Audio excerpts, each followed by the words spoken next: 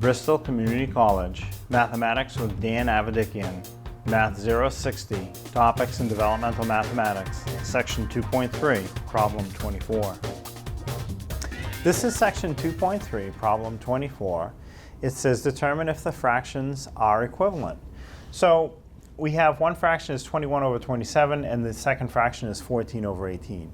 You can try to reduce both fractions to their simplest form and see if the answer comes out the same, or you can multiply the numerator of one fraction times the denominator of the other and then do the denominator of the first fraction times the numerator of the second and see if those results come out the same. If they're the same, the fractions are equivalent. If the results are different, the fractions are not equivalent.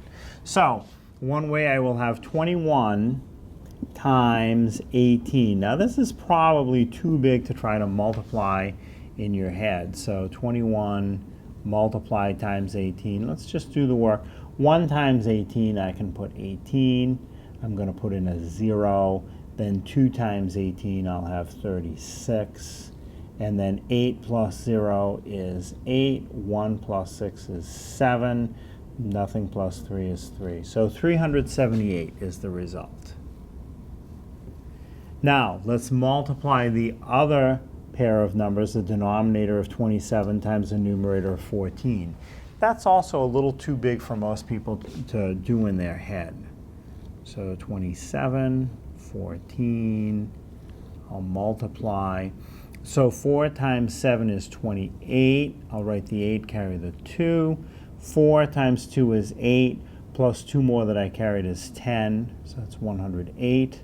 Then I'll put in a 0 to hold my place. 1 times 27 is 27.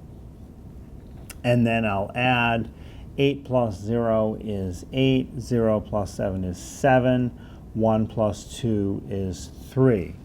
And I do get the same result. I did 27 times 14 also equals 378. So because I got the same result, that does show that those fractions are equivalent.